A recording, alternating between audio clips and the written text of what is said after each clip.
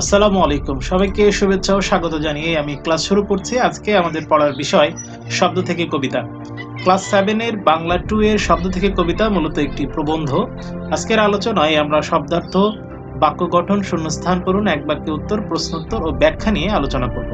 আমরা সরাসরি আলোচনায় চলে যাই। এই টপিকটার নাম হচ্ছে শব্দ থেকে কবিতা। এই টপিকটার শব্দ এবং কবিতা এই দুইটা বিষয় সম্পর্কে ধারণা লাভ করতে পারলেই আমরা এই টপিকটার মূল বিষয় সে সম্পর্কে ধারণা লাভ করতে পারবো।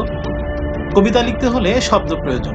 কি ধরনের শব্দ প্রয়োজন, শব্দ শিখতে হলে কি করতে হবে, কবিতা লিখতে হলে শব্দকে কিভাবে গাঁথনি দিয়ে সাজাতে হবে সে সম্পর্কে আমরা জানতে পারবো হুমায়ুন আজাদের এই প্রবন্ধ থেকে।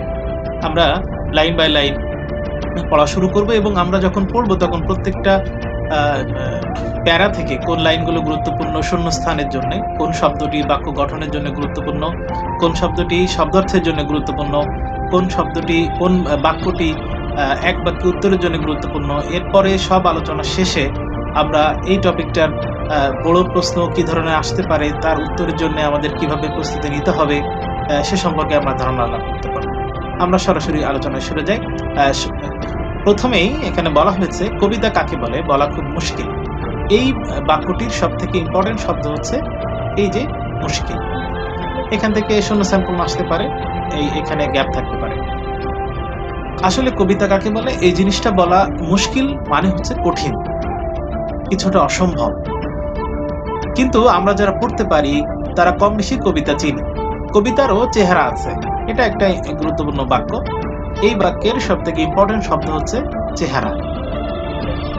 বইয়ে বা পত্রিকায় যে লেখাগুলো খুব সুন্দরভাবে ছাপানো হয়, যে লেখাগুলো পংক্তিগুলো খুব বেশি বড় হয় না, যেগুলোতে একটি পংক্তি আর একটি পংক্তির সমান হয়, সে লেখাগুলোই কবিতা। এই বাক্যের একটা কঠিন শব্দ দেখতে পাচ্ছি আমরা, পংক্তি। পংক্তি মানে হচ্ছে মূলত চরণ বা লাইন। আমরা কবিতার সময় কবিতার ভিতরে যে বাক্যগুলো থাকে ওই বাক্যগুলোকে বলা হয় পংক্তি, চরণ বা লাইন। যে লেখাগুলো পড়লে মন নেচে ওঠে, গান গেয়ে উঠতে ইচ্ছা করে, চোখে বুকে রং বেরঙের স্বপ্ন এসে জমা হয়, তাই কবিতা। এই লাইনটা দিয়ে কবিতার যে বৈশিষ্ট্য বলা হচ্ছে সে বৈশিষ্ট্য আমরা দেখতে পাচ্ছি। আসলে সব লেখাই কবিতা না। আমরা অনেক গল্প পড়ি, অনেক প্রবন্ধ পড়ি, অনেক কিছু শুনি, অনেক কিছু পড়ি, তার মধ্যে সেগুলোই কবিতা হবে যে লেখাগুলো পড়লে আমার মনের ভিতরে আনন্দে আমি নেচে উঠতে ইচ্ছা করব, আমার গান গেয়ে উঠতে ইচ্ছা হবে, আমার চোখে বুকে নতুন করে স্বপ্ন এসে জমা হবে, সেই লেখাগুলোই কবিতা হবে। যা পড়লে 2-3 বার পড়লে আর ভোলা যায় না, মনের ভিতর যা নাচতে থাকে তাই কবিতা। মনের ভিতরে যা নাচতে থাকে মানে বোঝানো হচ্ছে আমার মনের ভিতরে ওই লেখাগুলো, ওই কথাগুলো বারবার আমাকে আলোড়িত করতে থাকবে, সেগুলোই হবে কবিতা। এখান থেকে শূন্যস্থান পূরণের জন্য ওই লাইনগুলো ইম্পর্টেন্ট।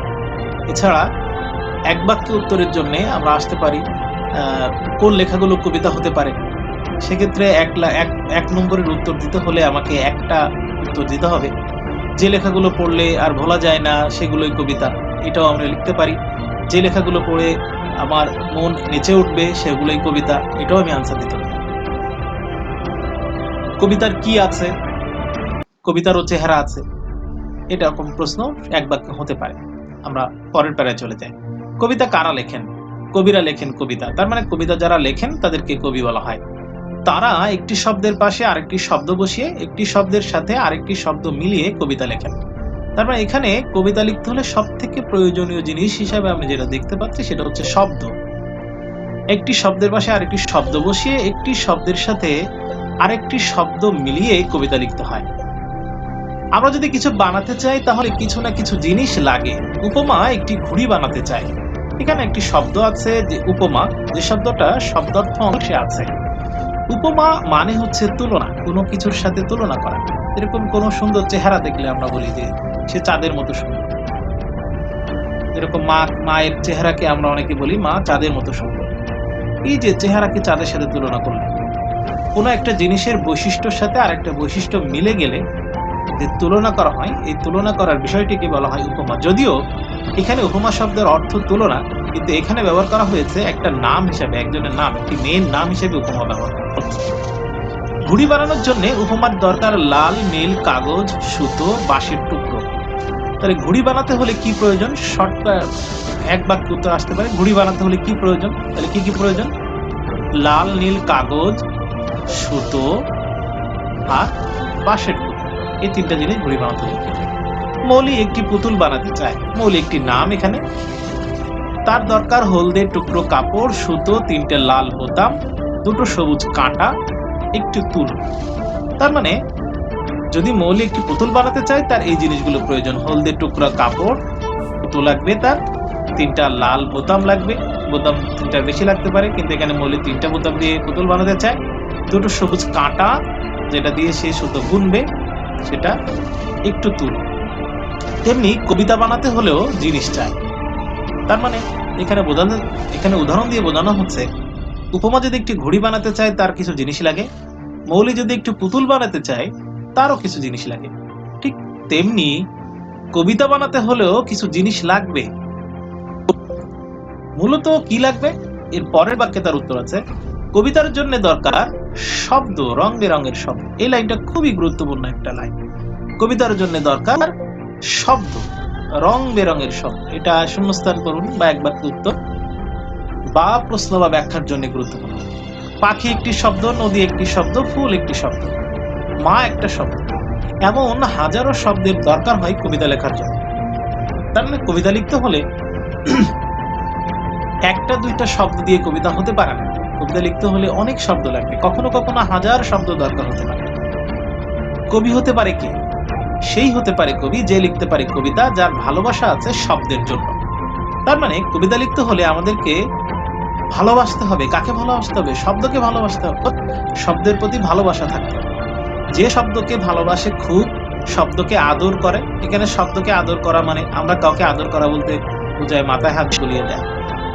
এখানে শব্দকে আদর করা বলতে মাথায় হাত বুলিয়ে দেওয়া, শব্দ তো আর মাথায় হাত বুলিয়ে দেওয়া সম্ভব না। আদর করা মানে তাকে নিয়ে চর্চা করতে হবে, তাকে ভালোবাসতে হবে। আদর করা মানে শব্দ সম্পর্কে আমাকে গবেষণা করতে হবে, শব্দটার অর্থ কি আমাকে জানতে হবে। তার মানে শব্দের সাথে একটা সুসম্পর্ক রাখতে হবে। শব্দকে আদর করে সে খুব সুখ পায়। তার মানে কবিরা শব্দকে আদর করে, শব্দকে ব্যবহার করে, শব্দকে বিভিন্নভাবে ব্যবহার করে সে সুখ পায়, আনন্দ পায়, সেই হতে পারে কবি। কবিরা গোলাপের মতো সুন্দর সুন্দর কথা বলেন। তার মানে কবিরা কথা বলেন সুন্দর কথা। কিসের মতো? গোলাপের মতো। এই যে এখানে একটা উপমার তুলনা ব্যবহার করা হলো। সাধারণত কোন উপমা বা তুলনা ব্যবহার করতে মতো শব্দটা ব্যবহার করা হয়।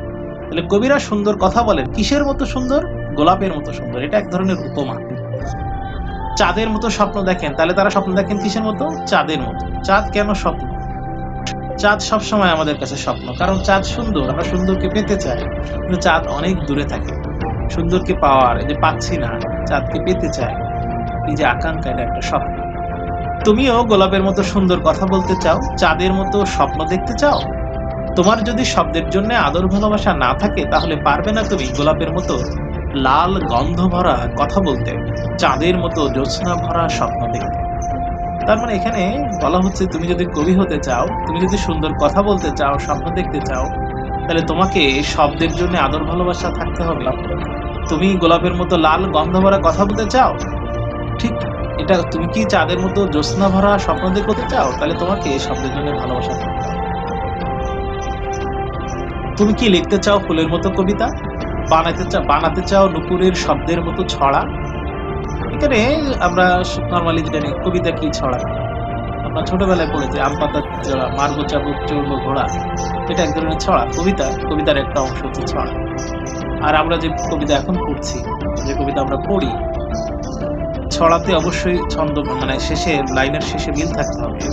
ছড়ার কথাগুলো হবে খুব ছোট ছোট কথা, খুব দ্রুত বলে শেষ করা যায়, এগুলো হচ্ছে ছড়া। আর কবিতার কথাগুলো একটু বড় হয়। কবিতা ছড়াও এক ধরনের কবিতা।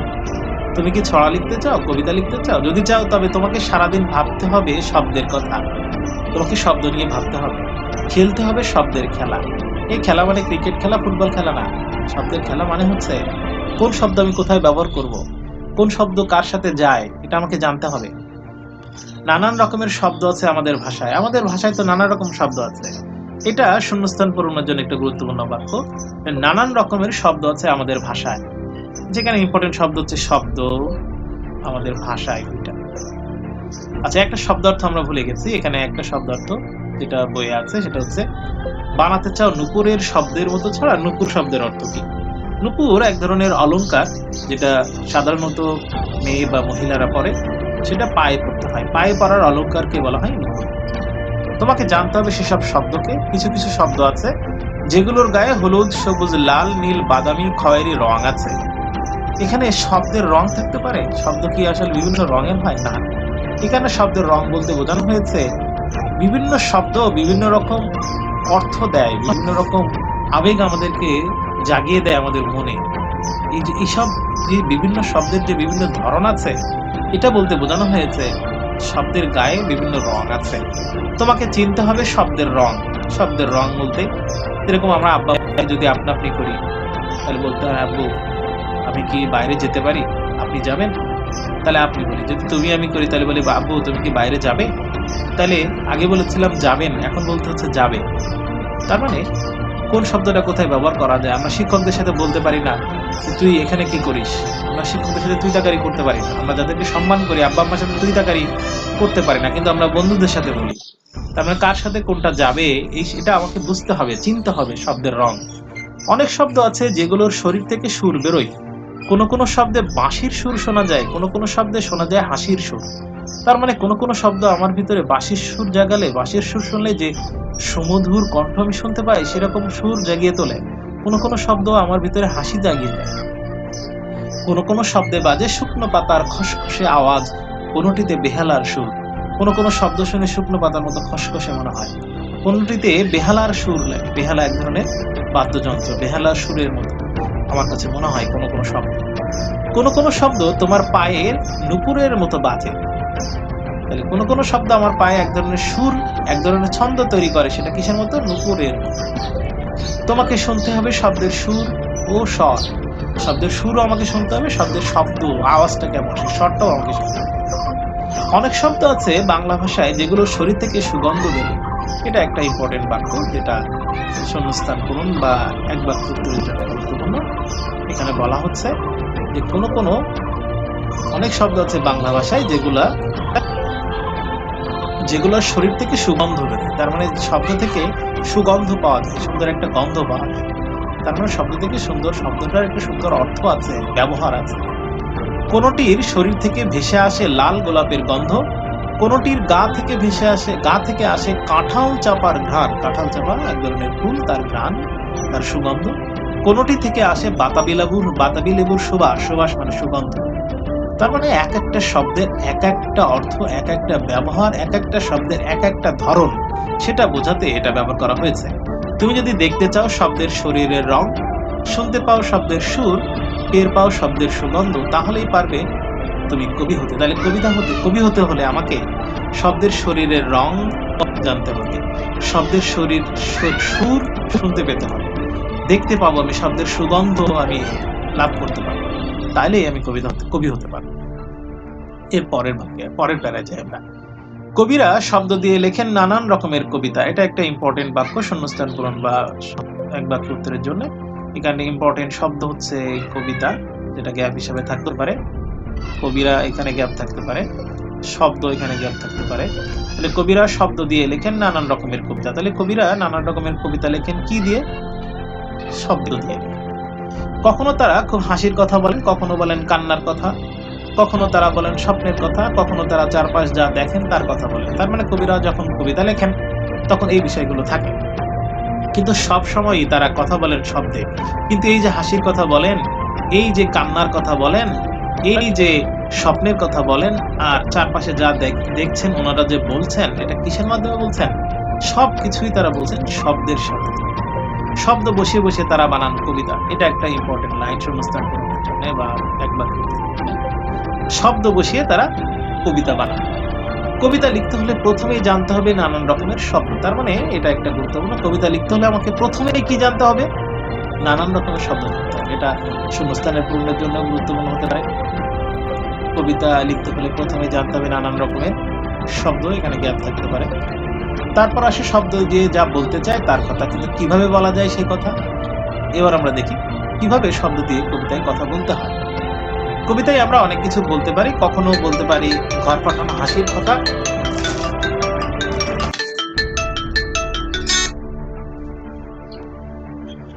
হাসির কথা, বলতে পারি টকবগে রাগের কথা। এখানে রাগ বোঝানো হয়েছে কি ধরনের রাগ, সেটা এখানে বলা হয়েছে টকবগে রাগ। এরপরে আমরা বলতে পারি খুব চমৎকার ভালো কথা বলতে পারি। এরপর কখনো বাজাতে পারি নাচের শব্দ, আবার কখনো আঁকতে পারি রঙিন ছবি। তার মানে আমরা কবিতার মাধ্যমে কি কি করতে পারি, আমরা হাসি, ঘর ফাটানো হাসি মানে অনেক উচ্চ হাসি, খুব হাসি লাগবে এমন কথা বলতে পারি, রাগের কথা বলতে পারি, খুব চমৎকার ভালো কথা বলতে পারি, কখনো বাজাতে পারি নাচের শব্দ, আবার কখনো আঁকতে পারি রঙিন ছবি, সব কবিতার মাধ্যমে শব্দের সাহায্যে। কিন্তু সবসময় মনে রাখতে হবে ওই কথা নতুন হতে হবে, যা একজন বলে গেছে একই কথা আমি বলবো কিন্তু অন্যভাবে, ঠিক ওই ঢঙে না। তথ্য একই দিতে পারি কিন্তু অন্যভাবে বললেই সেটা কবিতা হবে।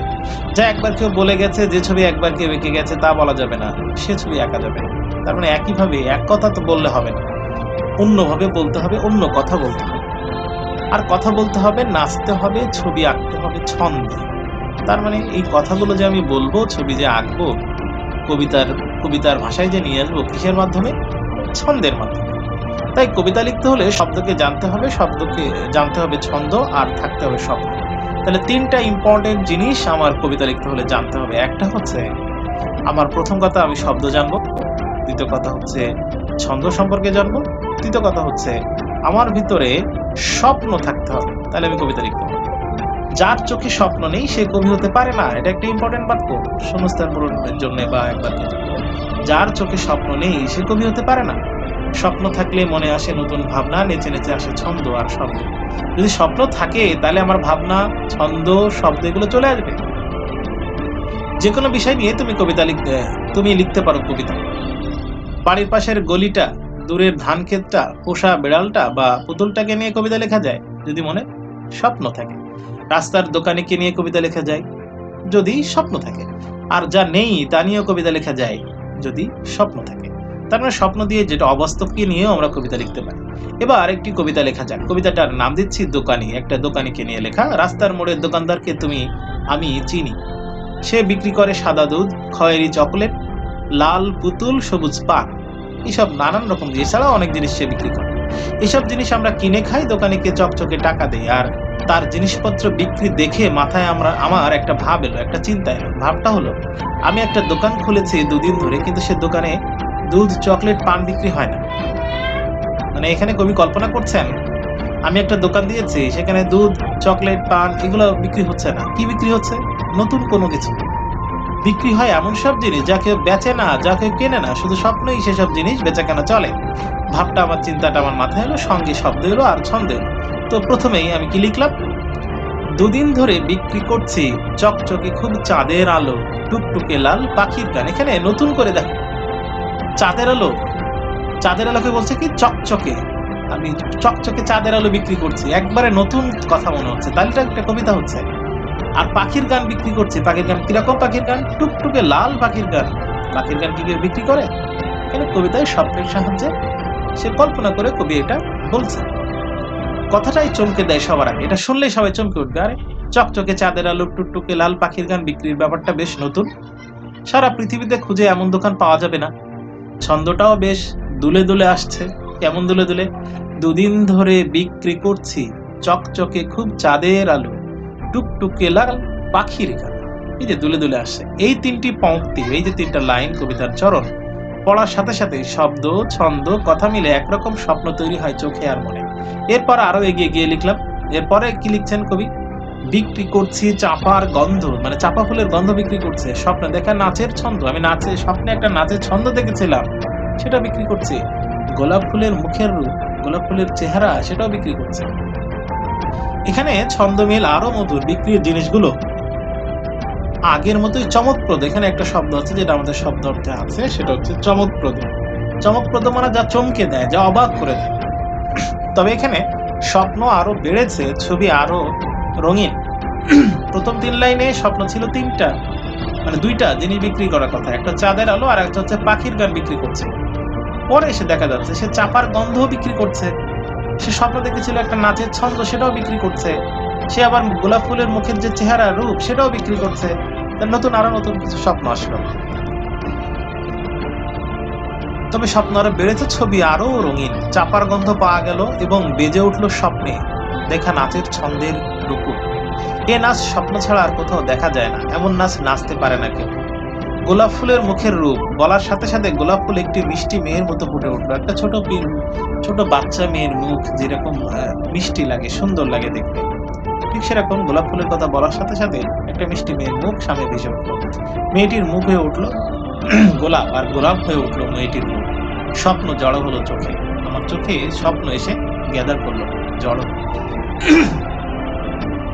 কবিতাটিকে আমি আর লিখতে চাই না। এই যে কবিতা বললাম আর লিখবো না, ইচ্ছে হলে তোমরা লিখতে পারো। কবিতা লিখতে হলেই নতুন কথা ভাবতে হবে, আর সেই কথাকে পরিয়ে দিতে হবে শব্দ ও ছন্দের রঙিন সাজ পোশাক।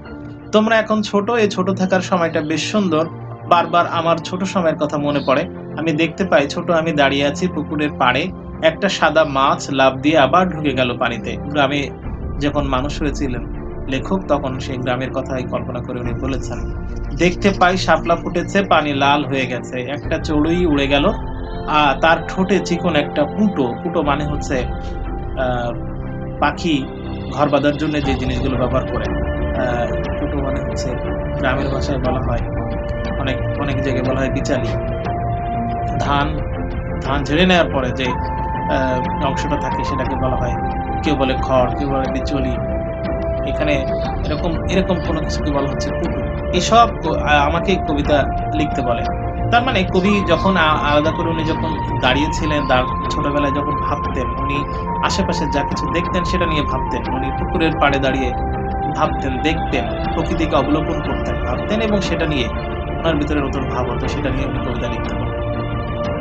তোমরা এখন ছোট, এ বয়সে তোমার খুব বেশি করে দেখে নেবে, যত পারো দেখো দেখো দেখো এবং দেখো। তার মানে এই বয়সে দেখে নিতে হবে, কি কি দেখতে পাই সবগুলো দেখতে হবে। বুকের মধ্যে মনের মধ্যে ছবি জমাও, রং জমাও, সুর জমাও। বড় হলে এই ছবি সুর রং তোমাদের খুব উপকার করবে। আমি যদি ছোটবেলায় বেশি করে না দেখি, না শিখি, তাহলে আমি শব্দ তৈরি করতে পারবো না, আমি অনেক শব্দ ব্যবহার করতে পারবো না। খুব ছোট বয়সে কি কবিতা লেখা উচিত? ছোট বয়সে উচিত কবিতা পড়া, পড়া এবং পড়া। বেশি করে পড়তে হবে আগে কবিতা লিখতে হলে। চারিদিকে ছবি দেখা, দেখা এবং দেখা, বেশি দেখতে হবে। ছোট বয়সে বুকে জমানো উচিত শব্দ আর ছন্দ। তারপর একদিন যখন বড় হবে, শব্দ, ছন্দ, ছবি, সুর, রং সব দল বেঁধে আসবে তোমার কাছে, বলবে আমাদের তুমি কবিতায় রূপ দাও। তুমি হয়তো একা একা ঘরে বসে শব্দ, ছন্দ, ছবি, সুর, রং মিলিয়ে বানাবে এক নতুন জিনিস, যার নাম কবিতা।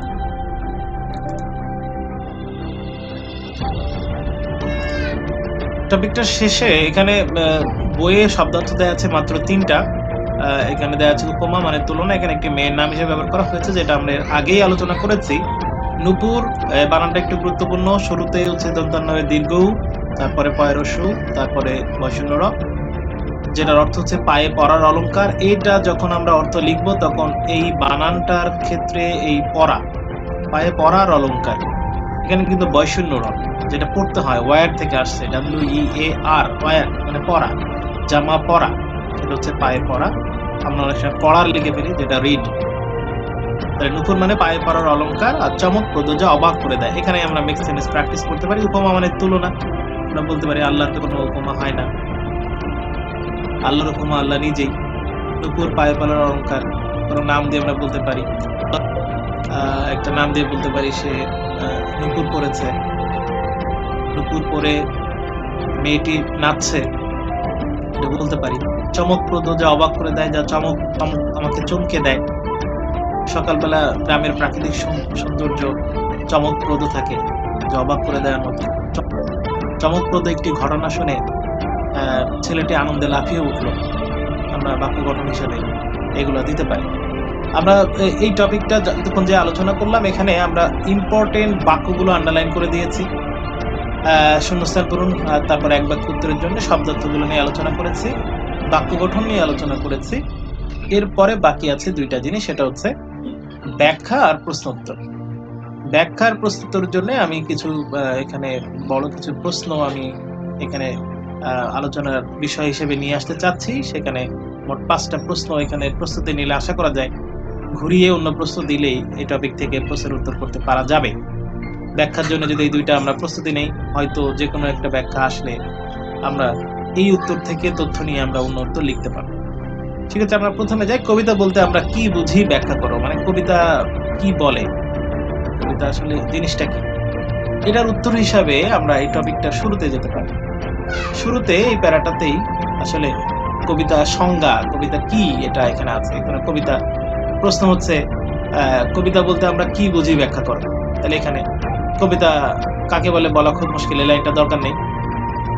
আমরা শুরুতে করতে পারি এরকম, এখান থেকে যে লেখাগুলো পড়লে মন নেচে ওঠে, গান গেয়ে উঠতে ইচ্ছা করে, চোখে মুখে রং বেরঙের স্বপ্ন এসে জমা হয়, তাই কবিতা, এটা দিয়ে আমরা করতে পারি। তারপরে যা পড়লে 2-3 বার পড়লে আর ভোলা যায় না, মনের ভিতরে যা নাচতে থাকে তাই কবিতা, এটাও আমরা দিতে পারি। মূলত এই প্যারাটা থেকেই এই প্রশ্নটার উত্তর দিতে হবে এবং মনে রাখতে হবে সরাসরি বইয়ে যেভাবে লেখা আছে সেভাবে না, আমার নিজের ভাষায় লিখতে হবে। নিজের ভাষায় লিখতে হলে অনেকগুলো টেকনিক থাকে, যেরকম আমরা একটা বাক্যকে ভেঙে 2টা বা 3টা বাক্যে পরিণত করতে পারি। যেরকম আমি একটা উদাহরণ দিয়ে দেখি, যা পড়লে 2-3 বার পড়লে আর ভোলা যায় না, মনের ভিতর যা নাচতে থাকে তাই কবিতা, এটাকে আমি ভেঙে 2টা বাক্য নিতে পারি। যে লেখাগুলো পড়লে 2-3 বার পড়তে ইচ্ছা হয় আর ভোলা যায় না, সেগুলোই কবিতা, এবং কবিতার কথাগুলো মনের ভিতরে নাচতে থাকে। এই যে এভাবে আমরা একটা বাক্যটাকে ভেঙে অন্য অনেকগুলো বাক্য বানাতে পারি। তার মানে প্রথম যে প্রশ্নটা সেটা হচ্ছে কবিতা, প্রশ্নটা হচ্ছে কবিতা বলতে আমরা কি বুঝি ব্যাখ্যা করো, সেটার উত্তর হচ্ছে এই প্যারা থেকে নিতে হবে। এর পরের প্রশ্ন, কবিতা লিখতে কি কি লাগে ব্যাখ্যা করো। তার মানে কবিতা লিখতে কি কি প্রয়োজন, কবিতা লিখতে গেলে কি কি প্রয়োজন, মূলত কি প্রয়োজন কবিতা লিখতে হলে, এটা হচ্ছে কবিতার জন্য দরকার শব্দ, রং বেরঙের শব্দ। কারণ কবিতা লিখতে হলে কি কি দরকার, এখানে উদাহরণ দেওয়া আছে, উপমা ঘুড়ি বানাতে কি কি লাগছে, মৌলিক পুতুল বানাতে কি কি লাগছে, এগুলো বলা হয়েছে। তারপরে কবিতা লিখতে হলে কি কি প্রয়োজন সেটা বলা হয়েছে। তাহলে কবিতা লিখতে হলে মূলত কি দরকার, শব্দ দরকার, রং বেরঙের শব্দ দরকার, সুর, মানে শব্দের সুর দরকার। তার মানে এইটার আনসার লিখতে হলে আমাকে এখান থেকে শুরু করতে হবে, এই প্যারা থেকে। কবিতা লিখতে চাও ফুলের মতো কবিতা, বানাতে চাও নুপুরের মতো ছড়া, যদি চাও তাহলে তোমাকে সারাদিন ভাবতে হবে শব্দের কথা, খেলতে হবে শব্দের খেলা। এই যে এই তথ্যগুলো থেকে আমরা শুরু করতে পারি। নিজের ভাষায় লিখতে নানান রকম শব্দ আছে আমাদের ভাষায়, তাহলে আমাকে জানতে হবে কবিতা লিখতে হলে আমাকে কি জানতে হবে, আমাকে জানতে হবে শব্দ। কিছু কিছু শব্দ আছে যেগুলোর গায়ে হলুদ, সবুজ, লাল, নীল, বাদামি, খয়েরি রং আছে, এগুলো জানতে হবে। এই প্রয়োজনগুলো কি কি লাগে সেগুলো আমাকে এই কবিতা লিখতে হলে। এরপরে তার মানে এটার আনসার আমাকে করতে হলে এখান থেকে তথ্য নিয়ে এখান থেকে শুরু করে আমি এই পর্যন্ত ওই প্যারা, তারপরে এর মতো এখান থেকে তথ্য নিতে হবে, তারপর এই প্যারা থেকে আমি কিন্তু তথ্য নিতে পারি, এটার আনসার এই প্যারা থেকে তথ্য। এরপরের প্রশ্ন, কবিতা লিখতে শব্দ কিভাবে বাছাই করতে হয়, বিভিন্ন ধরনের শব্দের বর্ণনা দাও। এখানে মূলত বলা হয়েছে শব্দ আমি যে নেব, শব্দ কি ধরনের শব্দ নেব। এই যে এখানে শব্দ বাছাইয়ের জন্য এখান থেকে শুরু করে কিছু কিছু শব্দ আছে যেগুলোর গায়ে হলুদ, সবুজ, লাল, নীল, বাদামি, খয়েরি রং আছে, তোমাকে চিনতে হবে শব্দের রং। কিভাবে আমি শব্দ বাছাই করব, যেগুলো শরীর থেকে সুর বেরোয় সে শব্দগুলো নেব, বাঁশির সুর শোনা যায় সে শব্দগুলো নেব, হাসির কবিতা লিখতে হলে হাসির সুর শোনা যায় সে শব্দগুলো নেব, শুকনো পাতার খসখসে আওয়াজের শব্দগুলো নেব, পায়ের নুপুরের মতো বাজে আছে কিছু শব্দ, সেগুলো আমরা নেব। কিভাবে শব্দ বাছাই করতে হবে, কোনটি শরীর থেকে আসে, লাল গোলাপের গন্ধ, এটা আমি বেছে নেব, কাঁঠাল চাপড়ের ঘ্রাণ আসে কোত্থেকে সেটা বেছে নিতে হবে, বাতাবি লেবুর সুবাস আসে কোত্থেকে। এটা হচ্ছে আমাকে কবিতা লিখতে হলে প্রয়োজন। এর পরের প্রশ্ন যায়, কোন কোন বিষয় নিয়ে কবিতা লেখা যায় বর্ণনা দাও। এখানে আসলে কোন কোন বিষয় নিয়ে কবিতা লিখতে পারি তার উত্তর আছে এই প্যারায়। কবিতায় আমরা অনেক কিছু বলতে পারি, আমরা ঘর পাঠানো হাসির কথা বলতে পারি, টকবগের আগের কথা বলতে পারি, খুব চমৎকার ভালো কথা বলতে পারি, নাচের শব্দ বলতে পারি, আবার আঁকতে পারি রঙিন ছবি। মূলত এই প্রশ্নের উত্তরে আমি কি কি নিয়ে কবিতা লিখতে পারি, কোন কোন বিষয় নিয়ে আমি কবিতা লিখতে পারি সেটার উত্তর আছে এই প্যারাতে আছে, তারপর আবার এই প্যারাতেও আছে। যে কোনো বিষয় নিয়ে তুমি লিখতে পারো কবিতা, বাড়ির পাশের গলি, দূরের ধানক্ষেত, পোষা বিড়াল, পুতুল সবকিছু নিয়ে কবিতা লেখা যায়। এখানেও আছে কিছু। এই ২টা প্যারার এই তথ্য নিয়ে এই প্রশ্নটার উত্তর লেখা যায়। কবি হতে হলে ছোটবেলা থেকে কি ধরনের প্রস্তুতির প্রয়োজন? আমাকে ছোটবেলা থেকে কি করতে হবে? এটা আছে এই টপিকের একবার শেষে লিখতে। কবিতা লিখতে হলে আমাকে কি করতে হবে? এই ২টা প্যারা আছে। যেরকম কবি এখানে লেখক এখানে বলেছেন, উনি ছোটবেলায় যখন ছোট ছিলেন তখন উনি পুকুরের পাড় দেখতেন। উনি সাদা মাছ লাফ দিয়ে পানিতে ঢুকে গেল এটা দেখতেন। তার মানে কবিতা লিখতে হলে প্রয়োজন কি? এটা হচ্ছে শেষ প্যারায় আছে। তোমরা এখন ছোট, তোমরা খুব বেশি করে দেখে নেবে। তাই কবিতা লিখতে আমার ছোটবেলায় কি করতে হবে? বেশি করে দেখতে হবে, যত পারো দেখতে হবে। বুকের মধ্যে ছবি জমাতে হবে, আমাকে ছবি জমা করতে হবে, রং জমা করতে হবে, সুর জমা করতে হবে। ছবি, সুর, রং এগুলো আমাকে পরে কাজে লাগাতে হবে। আমাকে বেশি বেশি কবিতা পড়তে হবে। যে এখানে লেখা ছোট বয়সে উচিত কবিতা পড়া এবং পড়া। বেশি করে পড়তে হবে। চারিদিকে ছবি দেখা এবং দেখা। আমাকে দেখতে হবে। বুকে জমানো উচিত শব্দ আর ছন্দ। আমাকে শব্দ এবং ছন্দ জমা করতে হবে। তারপর একদম আমি কবি হবো। তার মানে এই প্যারা থেকে এই প্রশ্নের উত্তর থেকে আসে। তাহলে ৫টা প্রশ্নের সম্পর্কে আমরা আলোচনা করলাম। এবার ব্যাখ্যার নিয়ম সম্পর্কে আমরা জানি। ব্যাখ্যায় নরমালি মিনিমাম কমপক্ষে ২টা প্যারা দিতে হয়, ৩টা প্যারা দিলেও হয়। প্রথম প্যারাতে আমরা জানি, প্রথম প্যারায় এই যে ব্যাখ্যার যে অংশটা আসে, এই অংশটা কোত্থেকে নেওয়া হয়েছে, তার মানে লেখক বা কবিকে, এবং এই কথাটা কি সম্পর্কে বলা হয়েছে এটা লিখতে হয় প্রথম প্যারা, এবং দ্বিতীয় প্যারায় সেটাকে ব্যাখ্যা করে বড় করে লিখতে হয়। ৩ নম্বর প্যারা আমরা দিতেও পারি, না দিতে পারি। ৩ নম্বর প্যারায় আমার নিজস্ব একটু মন্তব্য লিখতে হয় লেখার উপর। ৩ নম্বর প্যারা না দিলে হয়, ২টা প্যারা দিলেই হয়।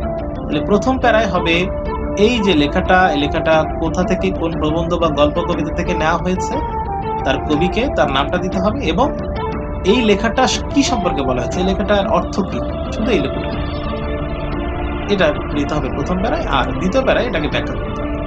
যার চোখে স্বপ্ন নেই সে কবি হতে পারে না। তার মানে এখানে এই লাইনটা কোথায় আছে আমরা দেখি।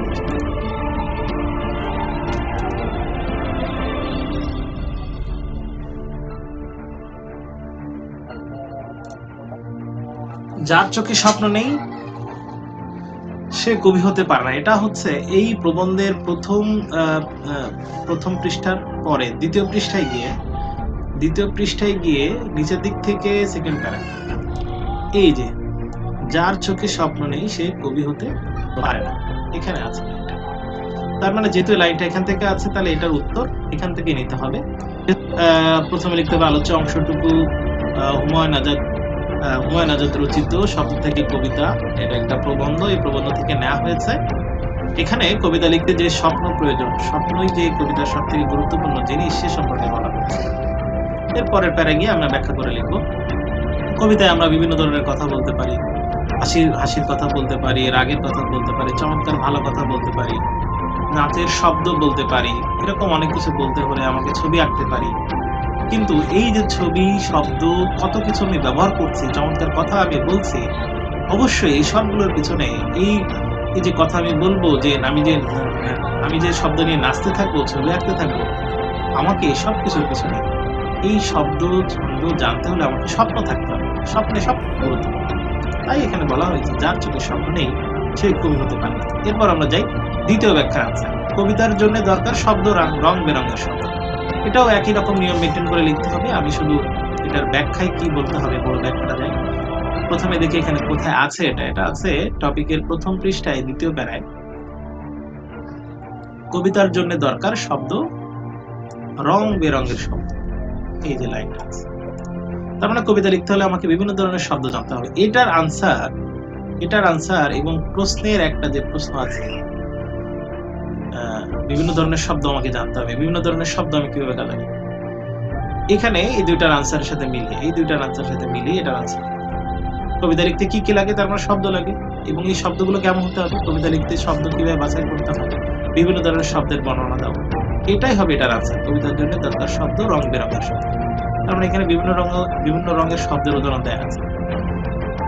এই যে নুপুরের শব্দের মতো ছড়া, তারপর শব্দের খেলা করতে হবে। তারপরে এই যে হাসির কথা, এখানে বিভিন্ন রঙের শব্দের কথা আছে, যেগুলো কোনো কিছু থেকে সুর বের হয়, সুর শোনা যায়, হাসির সুর শোনা যায়, বেহালার সুর শোনা যায়। তারপর লাল গোলাপের গন্ধ আছে। মূলত এই এখানকার প্রশ্নের 2 এবং 3 নাম্বার প্রশ্ন, 2 এবং 3 নাম্বার প্রশ্নের যে উত্তর হবে সেই উত্তরটা হবে এই 2 নম্বর ব্যাখ্যা। এটাকে একটু সামারি করে একটু ছোট করে লিখতে হবে। সবসময় মনে রাখতে হবে প্রশ্নের উত্তর, প্রতিটি প্রশ্ন 5 নম্বর থাকবে। 5 নম্বরের জন্য যতটুকু উত্তর লিখতে হয় সেরকম। নরমালি একটা এই ধরনের প্রশ্নের উত্তর খুব বেশি না। একটা পৃষ্ঠায় পরীক্ষার জন্য যে পৃষ্ঠা দেয়া হবে, একটা পৃষ্ঠায় নরমালি 2 টা প্রশ্নের উত্তর লেখা যাবে, এরকম জায়গা হিসাব করে এই প্রশ্নের উত্তরগুলো লিখতে হয়। একটু বেশি লাগলে এমন হতে পারে যে 2 পৃষ্ঠায় 3 টা প্রশ্নের উত্তর। চেষ্টা করতে হবে 2 টা পৃষ্ঠায় একটা পৃষ্ঠায় 2 টা করে বা 4 টা প্রশ্নের উত্তর যেন লিখতে পারি। সেরকম প্রস্তুতি নিতে হবে এই ধরনের প্রশ্ন। খুব বেশি না। ব্যাখ্যার ক্ষেত্রে তাই একটা ব্যাখ্যা লিখতে হলে একটা পৃষ্ঠার 3 ভাগে 2 ভাগ অথবা একটা পৃষ্ঠায় লাগুক। মানে প্রশ্নের ব্যাখ্যা যেহেতু এখানে 2 টা প্যারা দিতে হবে, প্রশ্নের উত্তর থেকে একটু বেশি বা প্রশ্নের মতোই। প্রশ্নের যতটুকু জায়গা লাগে অতটুকু দিলেই হবে। এটা হচ্ছে। তো এখানেই আমরা আজকের আলোচনা এখানেই শেষ করছি। আমাদের টপিক ছিল শব্দ থেকে কবিতা। আমরা শব্দার্থ, বাক্য গঠন, শূন্যস্থান পূরণ, এক বাক্য উত্তর, প্রশ্ন উত্তর, ব্যাখ্যা এবং সবগুলো নিয়ে আলোচনা করেছি। আল্লাহ হাফেজ। সবার সাথে আবার কথা হবে ইনশাআল্লাহ।